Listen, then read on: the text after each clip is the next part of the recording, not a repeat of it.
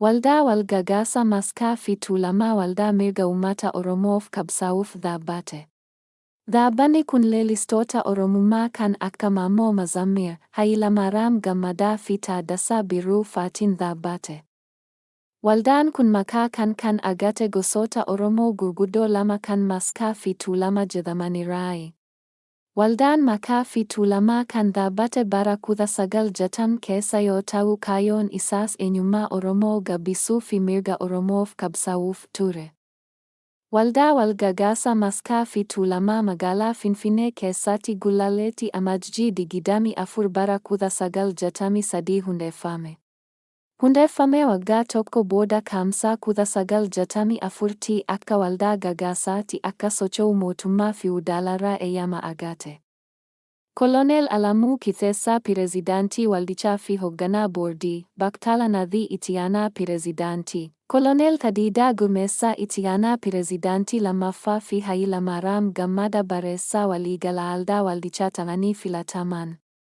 Koree seera ittiin bulmaata Waldichaa baasu kan hooggane abbaa seeraa kan ture Hayilamaariyaam Gammadaa yoo ta'u maqaa waldaa kanaas Maccaa fi Tuulamaa akka jedhamu isatu moggaase. Kana malees, odaan asxaa Waldichaa akka ta'us Hayilamaariyaam Gammadaatu murteesse. Waldaan kun koree adda addaa 7 yoo qabaatu namoota himaammata baasan 13 qaba ture. Jalqaba waldaan Maccaa fi Tuulamaa jalqaba kaayyoon inni dhaabbateef, mana barnootaa ijaaruudhaan Oromiyaa keessatti barnoota babal'isuu, buufata fayyaa ijaaruudhaan rakkoo fayyaa Oromiyaa keessa ture furuu, daandii geejjibaa baasuudhaan uummata Oromoo wal quunnamsiisuu, namoota qaama miidhamtootaa fi hojii hin qabne gargaaruu. Boodarra garuu hafuustaa uummata Oromoorraa fi waldicha raawwuudhaan kan ka'e waldaan kun gara sochii siyaasaatti jijjiirame. Adeeme, walga'iin uummata wajjinii kan jalqabaa konyaa Jibaatii fi Maccaa magaalaa Ginsitti geggeeffame. Itti aansuunis aanaa Jalduu keessatti walga'iin walfakkaataan geggeeffame. Achirratti Koloneel Alamuu Kiteessaa lafa hektaara 10,000 hojii misoomaatiif akka itti fayyadamu waldichaaf kenne. Sochiin misoomaa waldichi godhe waan isa gammachiiseef, Koloneel Alamuun ogeessota waraanaa bebeekamoo Oromoo ta'an miseensa waldichaa akka ta'an affeeruuf murteesse. Namoota akkaataa kanaan affeeraman keessaa tokko Jeneraal Taaddasaa Birruu ture. Leellisaa Itoophiyummaa fi Hayila Sillaaseef amanaa kan ta'e Taaddasaan waldaa gosaan hundaa'e keessatti hin hirmaatu jedhe dide. Hoogganaa dubbisuu fi barreessuu biyyaalessaa waan tureef, hojii waldichi barnootarratti hojjeturratti garuu gargaaruuf waadaa seene.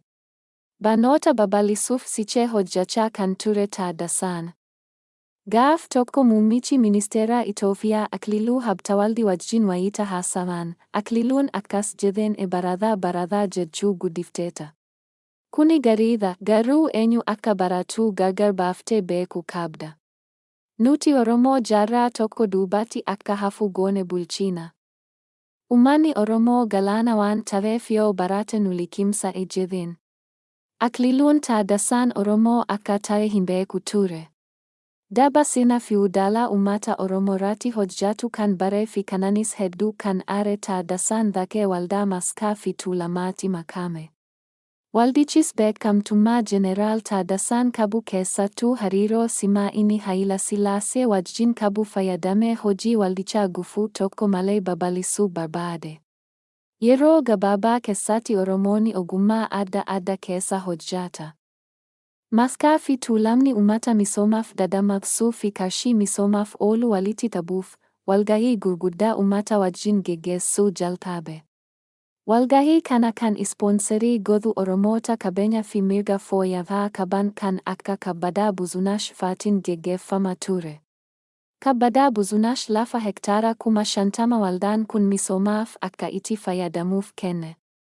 Yaa'ii seenaa qabeessa keessa tokko yaa'ii Itayaa kan caamsaa 1966 dureessa asii keessaa Hajii Roobalee tureetiin qophaa'e yoo ta'u kunis Oromoota bahaa fi dhihaa, Kiristaanaa fi Islaama walitti fiduun tokkummaa Oromoo mirkaneessuu keessatti iddoo olaanaa qaba. Hajii Roobalee ture yaa'icharratti yoo dubbatu Uburpaan walitti dabalamtee laga taati, uummannis walqabatee biyya ta'e jedhe. Hajii roobaleen namoota muraasa waldichaa kan Oromoon biyya mataasaa akka qabaatu yaadan keessa isa tokko. Yeroo sana afaan Oromootiin yaa'ii kamiyyuu geggeessuun seeraan dhorkaa ta'uyyuu yaa'iin Itayaa kun kan geggeeffame afaan Oromootiin ture. Yaa'icharrattis Oromoonni Kiristaanii foon Islaamni kalee nyaachuun, Oromoonni Islaamnis foon Kiristaanii kalee nyaachuun tokkummaa isaanii agarsiisan. Kun kan isaan naasis bulchitoonni yeroo isaanii waldaa warra waaqa hin beekne jechuun maqaa balleessuu jalqaban. Walgahii wal fakkaatan ittuma fufuun kan geggeeffame yoo ta'u, kan keessa tokko Bishooftuutti Lammaa Guyyaatiin kaapiteenii humna qilleensaa kan qindeeffame tokko ture. Waajjirri Finfinnee dhaabbatee aga hojii eegalee booda damee waldaa Maccaa fi Tuulamaa kutaa biyya addaa keessatti akka banamu sochiin jalqabame. Akkaataadhuma kanaan damee asii banuuf Usmaan Sheek, Galatee Saddachoo fi Ahmad Bunaa filatamanii sochii jalqaban. Maanguddoon Oromoo asii Hajii Roobalee ture waajjira Finfinnee dhufanii walgahii fulbaana 1966 irratti hirmaatanii sochii naannoo asii jiru warra waajjira muummeetti beeksisan. Hooggantoonni waajjira muummees dheeraatti dhufanii uummataan akka walbaraan walii galan. Warri bulchaa kutaa biyyaa asii waa'ee walgahii kanaa aga dhagahanii booda akka hin geggeeffamne waan hin barbaanneef Hajii Roobalee turoo fi namoota walgahii kana qindeessan hidhan. Haa ta'u malee, hooggantoonni muummee kan Finfinnee jiran haaluma beellamaatiin dheeraa deemuuf kutatan. Haaluma kanaanis koreen hooggantoota dheeraa seenan. Uummanni asii hedduunis ba'anii jila Finfinneedhaa dhufe kana haala ho'aadhaan simatan. Walga'ichis haaluma karoorfameen adeemsifamee kaayyoon waldaa kanaa uummataaf ibsame. Bulchaa asii kan ture namni Saahiluu Difaayee jedhamu uummata walgahii kanarraa baree gara manaatti deebi'aa jiru kanarratti dhukaasa banuun namootarraan miidhaa geessisan. Lafa walgahiin irratti geggeeffamee fi naannoo san jiru hunda mootummaan waan dhaalee nama biraatiif waan kenneefi uummanni irraa akka ka'u ajaja dabarsan. Uummanni lafarraa buqqa'e anaati, konyaatti, bulchiinsa kutaa biyyaatti dhiyaatanillee murtiin lafarraa ka'aa jedhu ittuma fufe. Dhumarratti Baqqalaa Nadhii gara mana murtii Hayila Sillaaseetti akka ol dhiyaatan gorsan. Hayila Sillaaseellee murtii gara gadiitti sinirratti murtaa'e simseera jedhe. Uummanni lafti jalaa dhaalames ol ka'anii yaa waaqa sitti iyyanna jedhanii iyyan. Hayila Sillaaseenis yaadasaa jijjiiree laftisaanii akka irraa hin fudhatamne murteesse. Damee Wallaggaa Dhaabuu keessatti aadde Atsadee Habtamaariyaam, Tananaa Gumaa, Tasammaa Nagarii, Bayanaa Abdii, Abdiisaa Moosisaa, Olaanaa Baatii fi Taasisoo Eebbaa fi namoonni biroo qooda guddaa qabu ture. Damee Harargee akka dhaabbatu Abdulaziz Muhammadii fi Abdulrahmaan Laazimaa sochii guddaa godhan. Waajjira Sidaamoo Dhaabuu keessatti Tasfaayee Dagaagaan kan hoogganamu yoo ta'u namoonni Oromoo hin taane kan akka Waldaa Amaanu'eel Dubbalaa fa'a akka itti hirmaatan himama. Waajjirri Jimmaa ammoo Abbaa Biyyaa Abbaa Joobirii fi Dr. Moggaa Firisaatiin hoogganame. Waajjirri Iluu Abbaa Booraa Balaachoo Dhaabaa fi Dr. Jamaal Abdulkaadiriin akka geggeeffame himama. Waajjirri Ereerii fi Karrayyuu ammoo Adaamaatti hundaa'ee Baqqalaa Waldee, Daadhii Fayyisaa fi Gammachuu Tafasaa fa'aatiin geggeeffame. Waajjirri Baalee Sheek Huseen Muhammad, Huseen Suraa fi Haaji Adam Saadootiin hoogganame. Sochii waldaa kanaa kan sodaate mootummaan gabroonfata Hayila Sillaasee, waldaan kun akka hin sochoone bara 1967 dhorke. Hooggantootaa fi miseensota waldaa kanaa kan Finfinnees ta'e kan kutaa biyyaarra jiran qabee mana hidhaatti naqe, mana murtiittis himannaa irratti bane.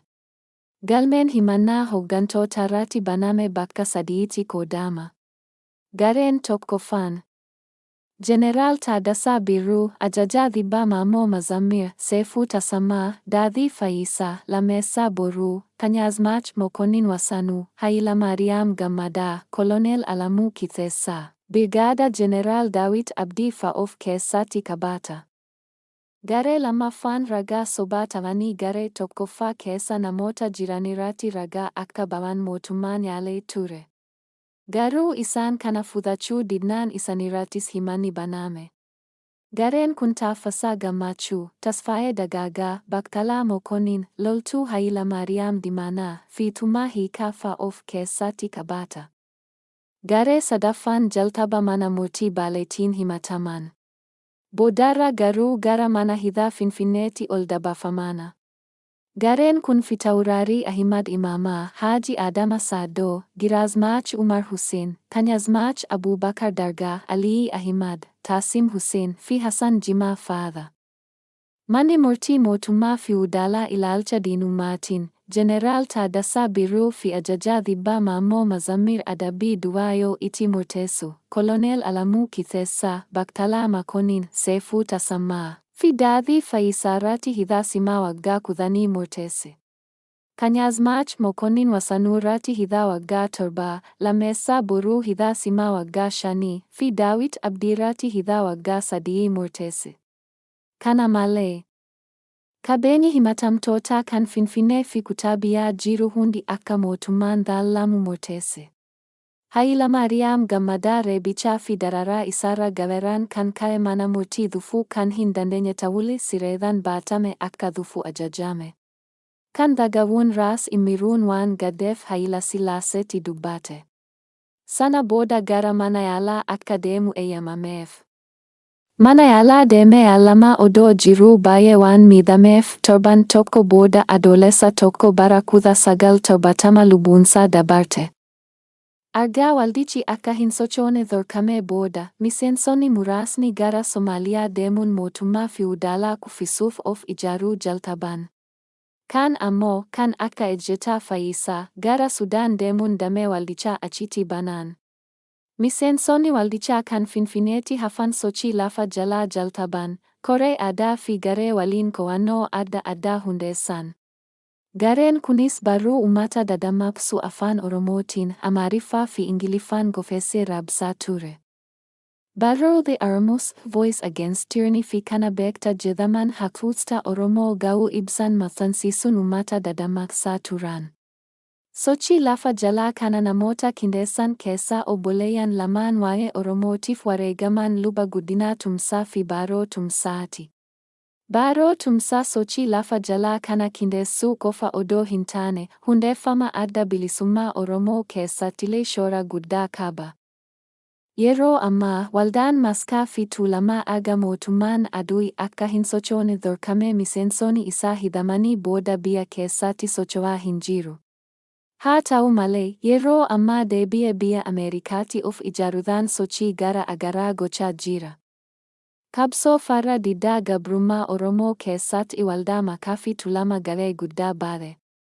Namoonni boodarra adda bilisummaa Oromoo hundeessan baay'een isaanii miseensota Maccaa fi Tuulamaa kan turan yoo ta'u hundeeffama aboof haala mijeesse. Kana malees, Oromoo dadammaqsee aadaa fi afaan isaatiin akka boonu gochuun shoora olaanaa baate.